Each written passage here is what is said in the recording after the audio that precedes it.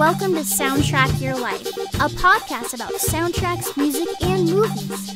Each episode features a guest and focuses on a specific soundtrack and the personal stories connected to it. Now here's your host, Ryan Pack. I think everything I do with the greatest on my college diploma is signed by Arnold Schwarzenegger. That's so cool. This is Soundtrack Your Life. I'm Ryan Pack, and this is a podcast where I talk to a guest about a soundtrack that they have a connection to. Today I'll be talking to Austin, one of the hosts of I Hate Your Taste in Movies podcast, which you can find on all podcast services. Austin, why don't you share a little bit about I Hate Your Taste in Movies? Sure. Thanks for having me. I Hate Your Taste in Movies is a podcast where myself and two of my friends, we have very different tastes in movies. And we basically force each other to watch some of our favorites every week. One of our hosts, Jen, she's a really big horror fan. Our host, Jackie, is a really big action movie fan. And I really like musicals and kind of everything in between. So we kind of just put our friendship to the test every week. That's great. Today we're going to be discussing the 1982 John Huston film Annie. So, Austin, why are we talking about Annie? I thought it would be a great movie to talk about. I think it's one of my favorite childhood movies. I watched it a lot. I had it on VHS, watched it so much, and it had a bigger impact on me, I think, than I originally thought. I think this is probably one of the first movies to pique my interest in musical theater before I even realized that it was doing that or that that was a thing that existed. So yeah, I just really like it. I played the musical in high school as well, so that was another fun opportunity. And then as an adult, I've also just developed a love of Carol Burnett and Bernadette Peters and Tim Curry. And so you put them all in a movie together as the villains, and I am on board. So just as an adult, I have a huge appreciation for this movie and still love it. Yeah, and it's a movie that's been remade a bunch of times. It started off as a comic strip and then as a musical, which I didn't know beforehand. Yeah. I've never actually read the comic strip, but I did learn that apparently the comic strip only went out of print in 2010, I think, which I didn't realize was so recent. Yeah, I've never seen the comic strip, and I remember going through, the Sunday paper every week to look at the comics. But yeah, it's been around forever, and then it was turned into a musical by Charles Strauss. Strauss, yep. And he's been everywhere. I didn't know that he also wrote Bye Bye Birdie. Yeah, he's definitely he's a very prominent American songwriter, and I feel like most people probably know his music without realizing they know his music. He also wrote the theme song for All in the Family, so I'm sure a lot of people have heard that and not realize that it's him. Right, and if you don't know the theme to All in the Family, you've probably heard it, or you've probably seen at least the homage to it at the beginning of Family Guy, because when Peter and Lois are sitting at the piano singing, that's basically copying the All in the Family intro as well. Oh, that makes sense. I'm not a big Family Guy fan, but that's funny. That makes sense. The Simpsons are also big fans of All in the Family. I asked Steven Sklonsky of the Simpsons Did It podcast. Okay. How many times All in the Family has been referenced by The Simpsons. Oh, geez. And we have 1, 2, 3, 4, 5, 6, 7 references to just All in the Family. There was a episode where at the beginning, Marge and Homer at the piano, and they're singing a variation of These Are the Days, or These Were the Days, I'm sorry. Mm-hmm. So they are... So the Simpsons were big fans of All in the Family, and I would say that Those Were the Days is probably one of the most famous TV sitcom intro songs. Definitely, even though I've only seen a few episodes of All in the Family, but I can picture the theme song instantly. So definitely iconic. Especially with Ethel's voice. But obviously he's probably best known for Annie and the songs that he wrote for that. I guess for the musical first and then for the movie. Two of those songs, I believe, are everywhere. If you've never seen Annie, you know at least two of the songs. And if you go through Charles Strauss's IMDb, it's his music has been used 192 times. And majority of the times it's one of two songs. So I'm guessing that's Tomorrow and Hard Knock Life? That would be correct. Excellent. They're classics. This musical has some bangers in it. I will defend the music of Annie. I have not seen Annie in a really long time, but those are the two songs that I immediately go to with this musical. A lot of the other stuff, like sometimes I forget that this musical has more than two songs, I guess. Yeah, there's a lot. And the movie is interesting too because they swapped out a lot of songs from the original show and then they added, I think, 4 or 5 new songs for the movie, still composed by Charles Strauss and let me just double check his name. Martin Charnin, I believe, was the lyricist. So yeah, when I played the show in high school, I played percussion for it when I was in high school. And I remember being really disappointed that a lot of the songs that I loved from the movie when I was a kid aren't actually in the stage show. So that was a bit of a wake-up call. Like, oh, they made changes, but I still like them. So out of the two, I guess we'll call them the original musical versions of Annie. Which one do you prefer? Like the movie or the stage show? Yeah. I'm partial to the movie. Grew up loving it, so it's got a special spot in my heart, but I do like the show. There's one song in particular which we can like get to later when we come to the point where it would normally be in the movie, but there's a song called NYC that's so good. There's no room for it in the movie, but it's just still a lot of fun. And there's more like political commentary and stuff as well in the stage production, but I think the movie's it's underrated. Yeah, I didn't realize how much hate the movie got when it first came out. Me neither. It was nominated for 4 Golden Raspberry Awards. Worst Picture, Worst Director, Worst Screenplay, and Worst New Star. Well, that's pretty harsh to do that to a kid.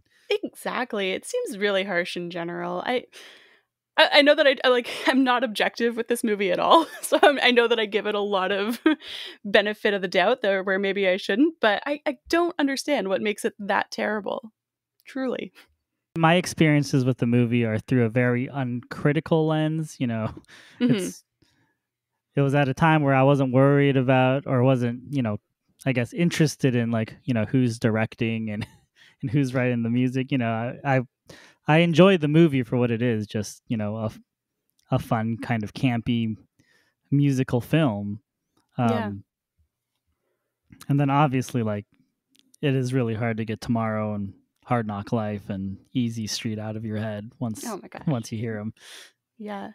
And I think also when this movie came out in 82, so the show I think premiered in 1977 and it was huge. It was massive. It was massively successful.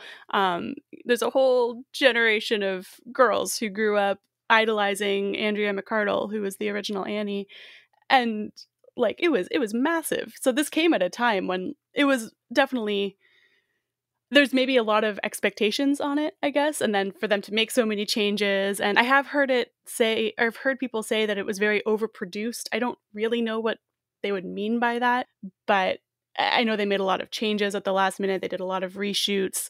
So I don't know. I don't know what was going on with it, but it was a very, what am I trying to say? It was very famous at the time, a massive hit at the time. So I can see people being disappointed with it, that it wasn't a strict adaptation.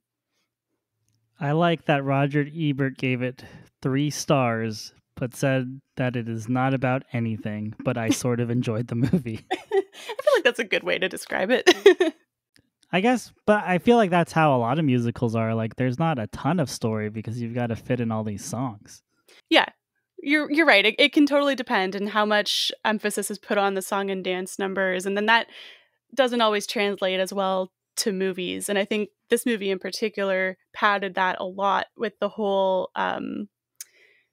plot where Miss Hannigan and Rooster and Lily kidnap Annie, and then there's like a chase scene where Rooster's chasing her up the bridge that's raised, and then like Punjab has to rescue her from the helicopter. Like, obviously none of that is in the show, so I think this movie did a lot of padding to kind of stretch some things out. This movie's also 2 hours long, which seems ridiculous. I don't know how it's that long, but yeah, they made some interesting changes that I wouldn't say it's about nothing, but there's some things that could definitely have been taken out.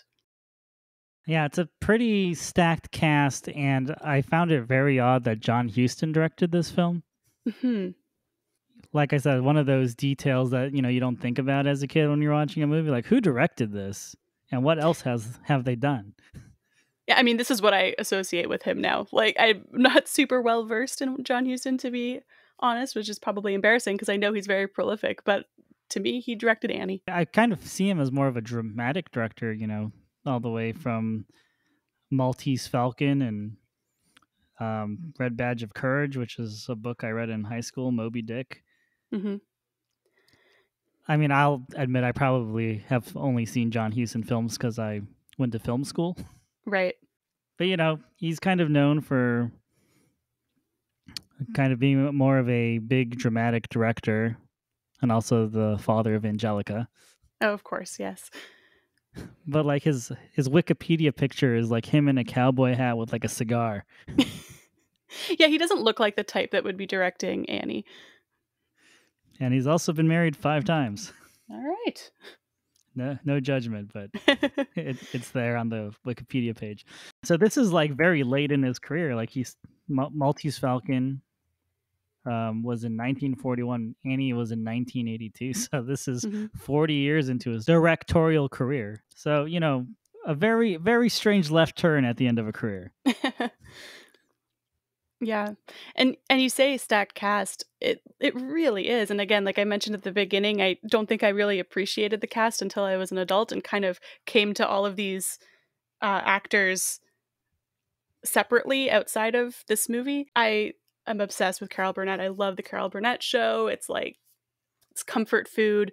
Bernadette Peters is an icon. I I love her so much. I saw her in Hello Dolly a couple of years ago. I've seen her perform several times live. I've met her. It was amazing. And obviously, like Tim Curry is Tim Curry. He's incredible. And also Anne Reinking, who plays Grace Farrell. She's an amazing dancer, and she's another one that I've kind of come to later in life that I don't know if you're too familiar with her, but she's basically what am I trying to say? She was with Bob Fosse for many years. She's like iconic when it comes to Bob Fosse and Fosse musicals. And I watched All That Jazz recently for the first time, and she's just incredible. So again, to see it as an adult and be like, oh my gosh, like I knew I loved this movie for a reason when I was a kid. Yeah, and if you love musicals, you can't say that. I mean, you have to love Bernadette Peters as well. She's a national treasure. Yeah, she's a musical icon, Broadway icon. Absolutely. And like Easy Street in this movie, you mentioned it being a catchy song. And I know that they originally filmed a big production number of it where they were running around outside in the street. They set they spent millions of dollars to create this this outdoor street scene with all the street vendors. And there's like a big dance number, and they filmed it all and realized that it would have been much more effective as just a very intimate scene with just the 3 of them. And so they scrapped it. And I think they made the right call. I love that scene where it's just the 3 of them in the orphanage.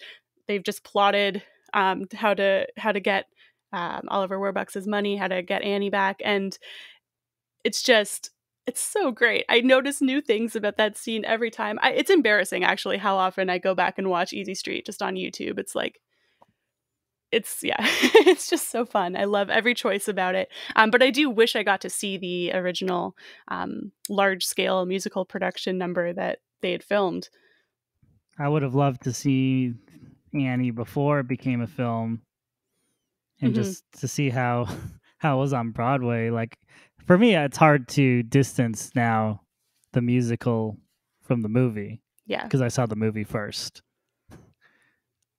Yeah, I mean, I did too, and I actually don't know the show super well. Like I said, I played it in high school, but that was kind of my first exposure to it. And I listen to the soundtrack periodically, but it's not high on my list of musicals that I know really well, or know really well or listen to a lot. But it's It's mostly the have you seen the 1999 movie with Kathy Bates? No, I didn't even know that existed until I started researching for the show. Gotcha. Because it's slightly more of a faithful adaptation. Still obviously takes some changes, but in terms of the storyline, it's a little bit more of a faithful adaptation from the show. The major changes that the 1982 version put in is they included the characters of Punjab and the Asp, and those were comic book characters, or they were in the comic strip, and they were taken out of the show to give some sense of, or to take away the fantastical elements. And I would say that's probably this movie's greatest flaw is the way those two characters are portrayed, like slightly racially insensitive, and probably hasn't aged super well. But I understand that they were trying to go back to the comic strips. I completely missed the 1999 version, and I know very little about the 2014 version, which apparently did a lot better than the 1982 version did at the box office, which is strange. Yeah, I haven't seen it either. Just kind of looking at some of the credits, and apparently the music was done by Greg Kurstin and Sia. Okay. Like, I knew Jamie Foxx was in it as Daddy Warbucks. Yeah. And so Daddy Warbucks from the 1982 version is played by Albert Finney. I guess I didn't really know who Albert Finney was until like the 2000s with like Aaron Brockovich and Big Fish.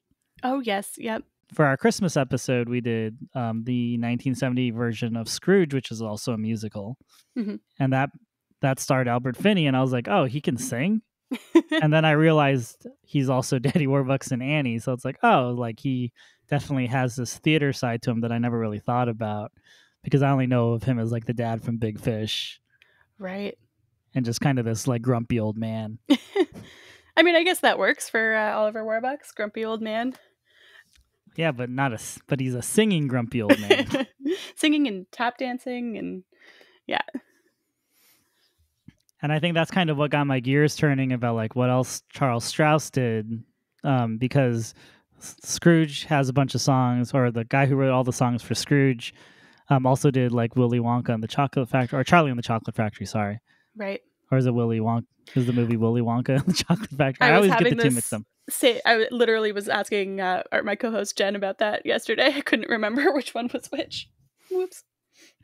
But the same guy wrote that, and then he wrote like some Bond songs, and then the Bond songs he wrote were for Shirley Bassey, who ended up getting like sampled by like Kanye and Rihanna. Huh. And it's just kind of fun to see like in pop culture like where these songs end up. You know, obviously Jay-Z sampled A Hard Knock Life, and that became a huge hit for him. Yeah.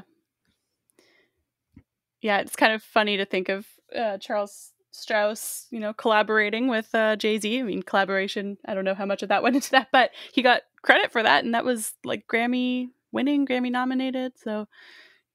Yeah, I think it's like Jay-Z's like first step into the mainstream. Mm-hmm. You know, like everyone knew that song, even if you didn't listen to hip hop back in '95. Yeah. Jay-Z is also a producer on the 2014 version of Annie, so I kind of feel like it kind of came full circle. Yeah. Like, I don't think that's an accident at all that Jay-Z is a producer of Annie. No, I think it's changing with the times. It's this kind of beloved story that everyone sort of knows and has a connection to, so it makes sense that it would be updated throughout the years, and the musical elements of it as well would follow suit. And the guy who got his big breakthrough sampling it is now producing it. Yeah, exactly. I did really like the 1999 one. More than I expected to, honestly. Because I don't know if it's just my age or like the people that I went to school with, but there seems to, like, it's come up in conversation more than once that you were either an Annie 1982 fan or an Annie 1999 fan, and it was like very divisive, which I guess that tells you about, the kind of people that I hung out with in school, but it was very divisive. So I was like, firmly in the 82 camp. But no, the 99 one is fun, and like I said before, it's a little bit more of a faithful adaptation. So let me just see. The songs that were written for the 1982 one were Dumb Dog, Sandy, Let's Go to the Movies, We Got Annie, and Sign. None of those are in the 1999 version. And then some of the songs that they cut out of the 82 version find themselves back in the 99. So like NYC and Something Was Missing. Those are, so I like that they have different soundtracks, honestly, and you kind of get the best of both worlds if you combine them. And I mean, it also has a fantastic cast. Kathy Bates plays Miss Hannigan. Victor Garber is Daddy Warbucks. Love that. Alan Cumming is Rooster, and Kristen Chenoweth is Lily St. Regis. Like, that's also a pretty stacked cast, but I gotta stick up for my 1982 Annie. Yeah, this is like at the beginning of Kristen Chenoweth's career. Yeah, I would imagine, like, in terms of movies and stuff. I know she would have been working in the theater before that, but mainstream fame probably, yeah. So I saw her on a taping of Late Night with Jimmy Fallon when I was in New York back in the day, and she is quite a character. She's amazing. I love her. She seems like such a sweet person. Yeah, like even between the breaks, like, you know, she just seems to be very chummy with everyone. They got her to do some like operatic version of singing Balls in My Mouth or something like that. And I was like, that seems pretty on par with Kristen Chenoweth. Yeah. Oh, she's amazing. And she's got a voice like no other. And Audra McDonald is also in that, which is another big Broadway. I always love when, you know, Broadway people are in movies. So I can't fault it for that. Are you a big fan of the Lin-Manuel Miranda? If I say no, will I be like booed by everyone? No, I like his musical. I like Hamilton well enough, and I like In the Heights. I'm excited for the movie In the Heights coming out later this year. But they're not my favorite. But I have like mad respect for him, obviously. I mean, this podcast I wouldn't say is musical friendly. It's not like a safe space for you because I don't think myself or my sometimes co-host Nicole or Brandis are huge on musicals, so we like to pretend that Brandis is to make her mad. But I'm a bigger fan of like the older stuff, you know. Sure. So like Annie, you know, obviously is like comfort food to me as well. Oh, that's great to hear. Yeah, I know they're not for everyone, but they're also like, I feel like sometimes the problem is there's bad adaptations. So. And I feel like that's happening more and more frequently with some of the more recent Hollywood adaptations of musicals, that they kind of give musicals a bad name. And we talk about this a lot on our podcast, where it's like sometimes a musical or movie has to commit to whether it wants to really embrace the kind of escapism of a musical and just like, yeah, people are breaking into song and like that's just how it goes, and embrace that and really commit, or you kind of root it more in realism.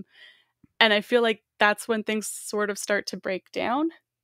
And I do feel like Annie does a good job at kind of just embracing the joy of musical theater and the joy of just, we're here to have a good time.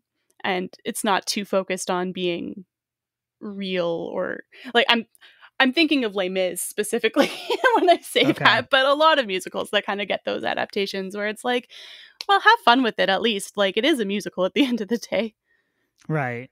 Yeah, I kind of hate what they call a jukebox musical. Yeah. Those are my least favorite, and I feel like Hollywood is very pro jukebox musical since Moulin Rouge. Yeah, it's I mean, it's easy to get butts in seats for those, right? It's same on Broadway. It's why there's so many jukebox musicals even coming out on Broadway, is it's an instant audience. There are some good ones, but yeah, they're definitely my least favorite as well. I'm trying to think of one that I like. I think Moulin Rouge is probably the closest. And we spent 2 episodes making fun of that movie. I haven't watched that movie in years. I'm excited to make Jen watch that. She hates musicals, so it'll be interesting. Oh, yeah.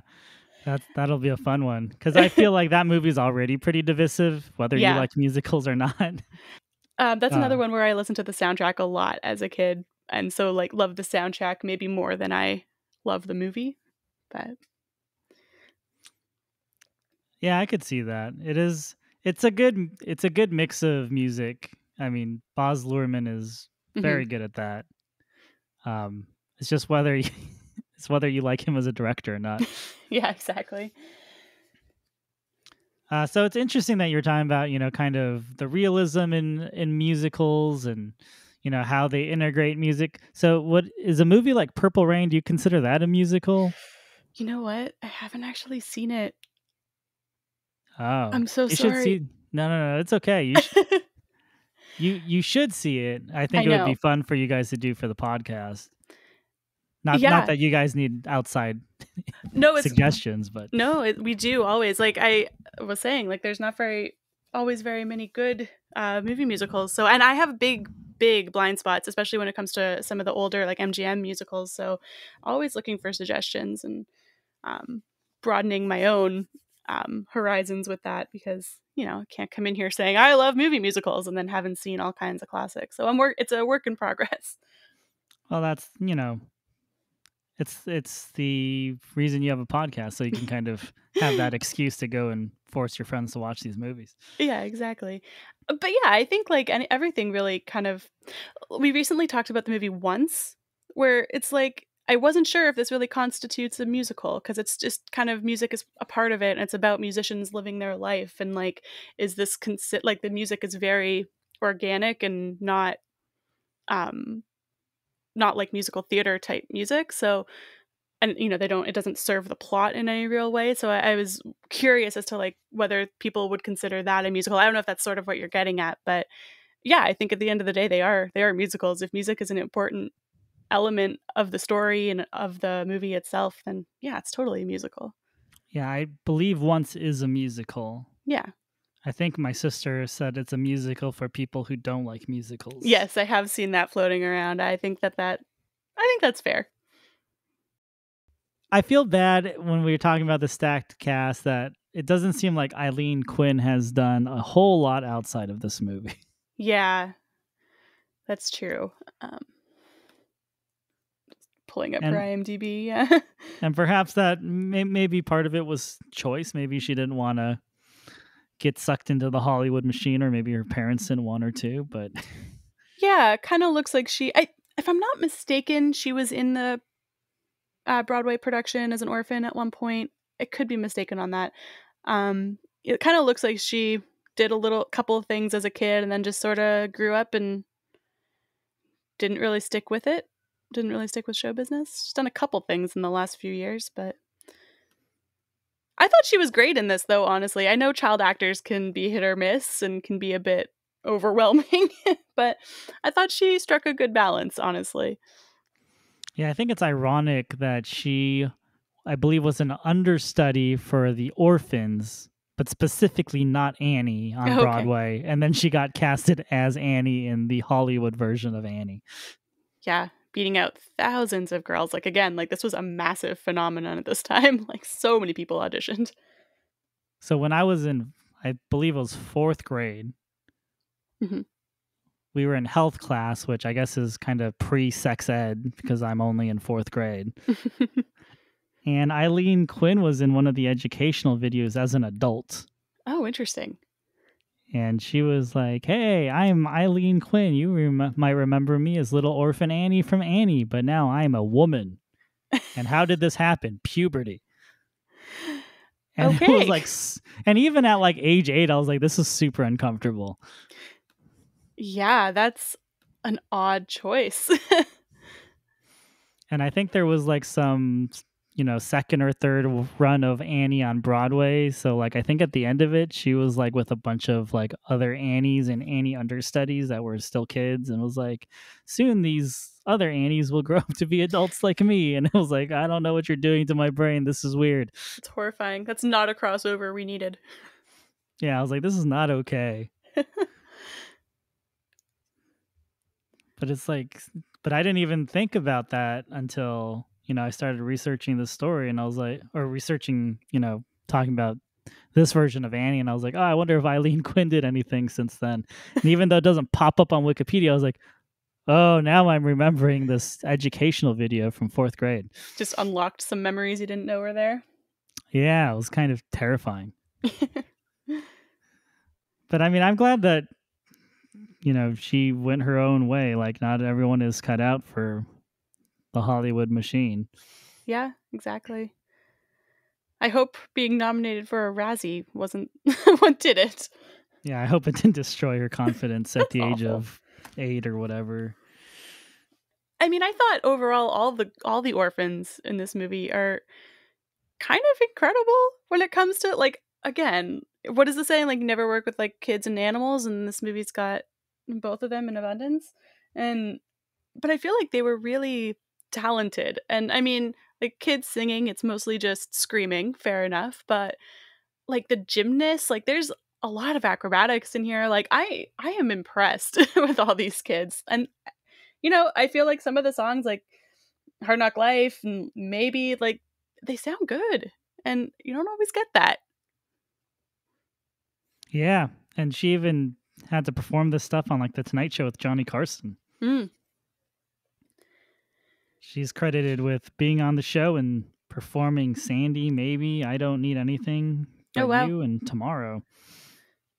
I mean, I haven't heard her sing live, so I guess that might be a different story, but I mean, I like to think that she did very well. Yeah, and they don't do that anymore. They don't send kids on these late night shows to sing 5 songs. No. Full set. That's crazy. Well, it might have been a medley, but that's Right. still a lot to do in front of a studio audience. Yep. Yeah, I mean, if the cast recording was not good, then Jay-Z wouldn't have been able to sample it. That is true. It's amazing seeing like children on Broadway and how much discipline they must have. I was watching a little documentary on this. It's called Lights, Camera, Annie, I think. I don't know if it was on TV before the movie came out or what, but they were interviewing a lot of the kids, and they've all been, but when this movie came out, they'd all been working for many years, and they had really just been like professional actors for a very long time. I'm sure some of them were on Broadway as well and had been with Annie in multiple incarnations of it. So as far as Charles Strouse, he ended up making a couple other versions of Annie throughout the years. Are you aware of Annie 2, Miss Hannigan's Revenge? I'm not familiar with that one. I know that it didn't do well. I am familiar with Annie Warbucks, which I think was like they reworked it and kind of came up with that. It was like off Broadway. But I'd love to hear, if you know anything about Annie 2, I'd love to hear about Miss Hannigan's Revenge. Unfortunately, there's no link on Wikipedia to Annie 2. It's just listed in his Wikipedia filmography. But it sounds awful. I mean, the fact that it's called Annie 2 is already bad. Yeah, it's very rare for a musical to get a sequel. And then the fact that it's Miss Hannigan's Revenge. Yeah. Yeah, that can't have been good. I did do Annie Warbucks as like in a community theater organization, played percussion again for it. And I think the storyline of that one is like Daddy Warbucks has X amount of days to get married, or Annie has to go back to the orphanage because that's how adoption works, I guess, in this world. And so it's like I don't even remember the intricacies of it, but it's pretty wild. Not nearly as good, not nearly as catchy of songs, shockingly. That sounds more like Immigration to me, but yeah, right. That is a very strange premise for a Broadway show. Yeah. I mean, an off-Broadway show, I guess. Yep. It's still being performed today, like not, by like regional groups and schools and stuff. It's still around, but somehow doesn't have the same acclaim as the original. Have you seen the Disney Plus show Encore? Yes. Love it.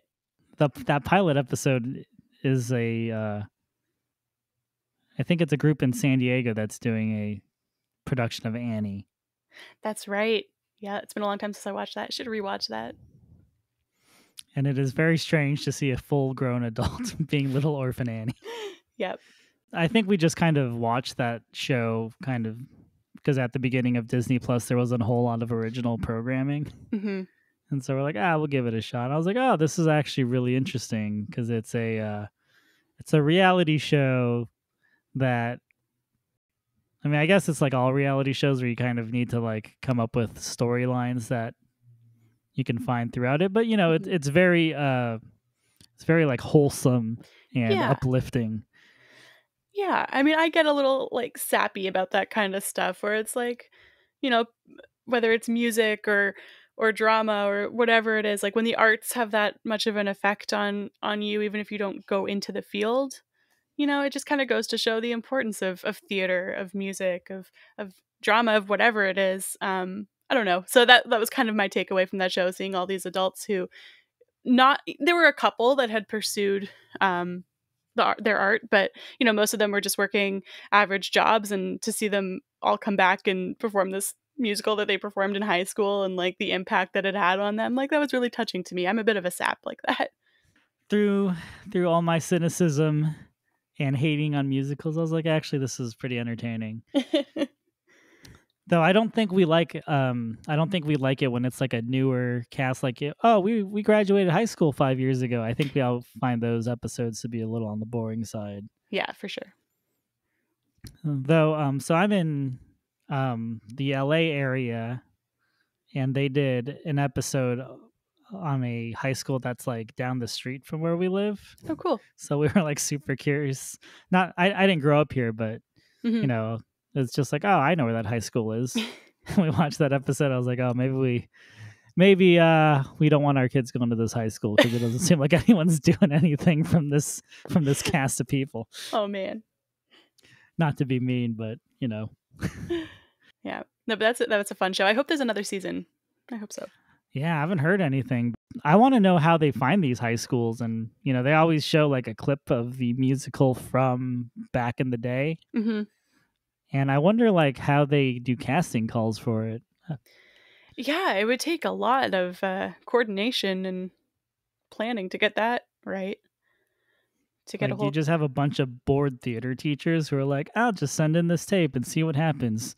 Yeah, and then to get most of the cast back, and yeah. It's unique. It's a very it's a different kind of reality show. It's fun to watch. Yeah. It's always weird because there's like, oh, 4 people who were like had speaking parts, and then there's like, oh, here's one person that was just in the chorus. Yeah. Tree number 2 in a starring role. And it's like, how'd they find that person? Let's talk some Carol Burnett and Tim Curry. I'd love to.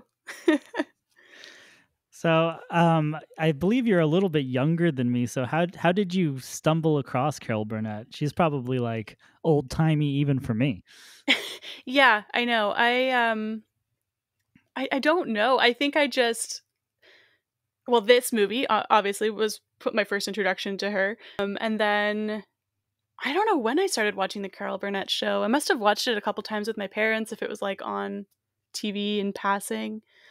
But I think it's kind of just something that I came to more as an adult, and maybe actually through Bernadette Peters, actually, because we really loved her a lot. And then as I was kind of going through her filmography, she was on a lot of episodes of the Carol Burnett show, so I kind of tracked those down and then just kind of came from there.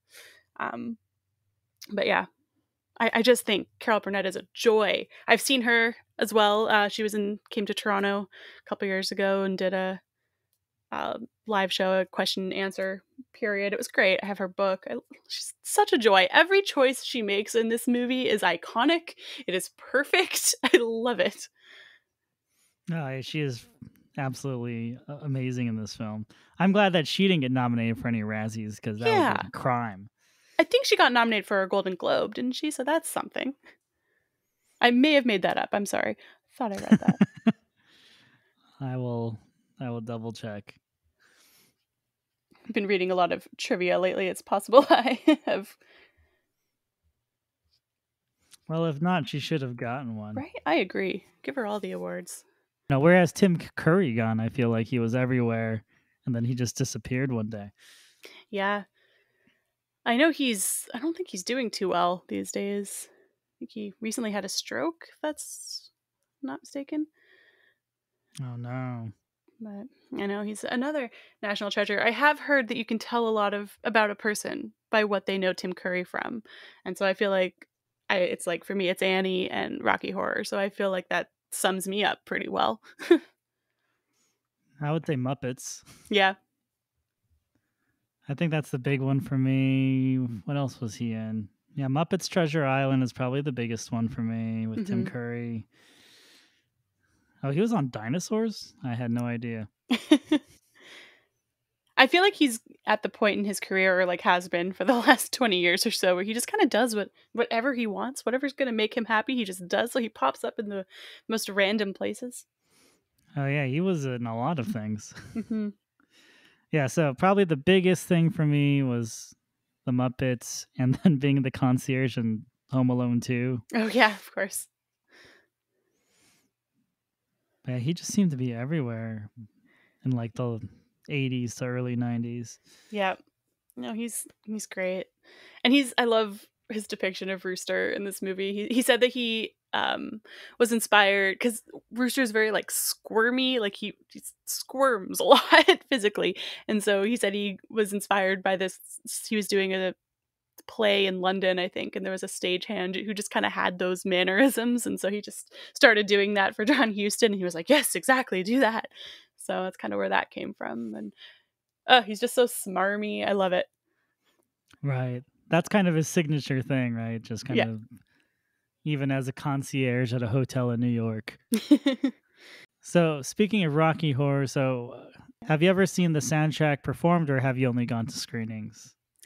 I went to one screening when I was in university, but I just mostly seen the movie a lot. That's more my, like, on DVD. Unfortunately, I haven't had. That was my plan for last year, was to get out to see some Rocky Horror, but you know, the world had other ideas. But hopefully, once things open up again, I can finally tick that officially off my list. Oh, that's very cool. I heard those screenings are pretty nuts. Yeah, I had a teacher once who said that he saw it, I forget how many times he said, like 12 and a half times. And we're all like, what happened with the half? And he was like, because there's a part where they say a toast and then everyone in the audience throws bread at the screen. And he said when they said a toast, someone threw a toaster and it ripped the screen. Someone was a little too into it. Yeah, a little too eager. That's hilarious, though. I thought it was going to be like some sort of fire thing, right? Not an actual toaster going through the movie screen. Yeah, no, a toaster. That's actually much better. It's a good story. Much more interesting. So one kind of running joke we have through our podcast is we just assume that cabaret is what we see in the season of Schitt's Creek, where they try to stage cabaret. Yep. And I know that you guys recently did an episode on cabaret. Yeah, we did. So between Schitt's Creek and the actual movie, how inaccurate is Schitt's Creek? Not that inaccurate, actually. I mean, the movie Cabaret is very, very different from the stage production of Cabaret. Like, a lot of the songs are the same, but it's quite different. So I feel like Schitt's Creek actually did like a pretty good job of depicting the play, the musical. And then my friend Jackie, our co-host, was very surprised, actually. She was like, because Schitt's Creek was her only frame of reference, so she thought Patrick being the MC was a little over the top, and then she saw Joel Grey as the MC, and she was like, oh no, he was spot on. And how was Stevie's Liza Minnelli? She's great. She was great. I think Schitt's Creek is like amazing regardless. I think they did a great job with their Cabaret episode. Oh, I agree. That's why we're like, I think Schitt's Creek is all I need to know about Cabaret. And so we used to make this joke like every episode with Brandis. I'd be like, oh, so how does this movie compare to Cabaret? and then at one point she was like, oh, Cabaret is like about like the Holocaust and stuff. And I was like, oh, really? Like, now I feel terrible that it's been this running joke. That's funny. Yeah, it's a pretty dark musical and movie. But like, I knew it was probably a little dark, but I didn't think it was to that point. Yeah, it's set in Berlin just as the Nazis are gaining power. So you kind of see the transition, the last days of the Weimar Republic. You kind of see the transition, like the audience slowly becoming more and more full of Nazis and things like that. And there's some depictions of general violence and stuff. It can be a little rough, but but at the same point, the whole premise of it, or one of the premises of it, is that the cabaret is an escape, and it's the whole thing is like outside. It's what are the lines? I can't remember, but anyways, basically like you leave your troubles outside, and the cabaret is like an escape. Life is a cabaret, all that fun stuff. So it makes sense. It is light. There is a light, goofy element to it. It's very self-aware, but darker than Sound of Music. Yeah. Because Sound of Music's like, we got Nazis, but this movie's not really too much about the Nazis. But let's not, address them a whole lot. It's been a long time since I've watched The Sound of Music, but yeah, it's a bit watered down, if I remember correctly. I remember when I was a kid, I used to be obsessed with the sets of this movie. I wanted to play in it. Like, I thought the orphanage looked so fun. Like, they're all climbing all over the walls. There's all these little like landings for them to hang out on, and like crawling through windows. And there's like the part where the orphans get locked in the storage closet and they escape through a hatch in the ceiling, and they like push over a bookshelf to use as a ladder. And I thought that was just so cool. Like, as a kid, I thought this movie looked awesome. Yeah.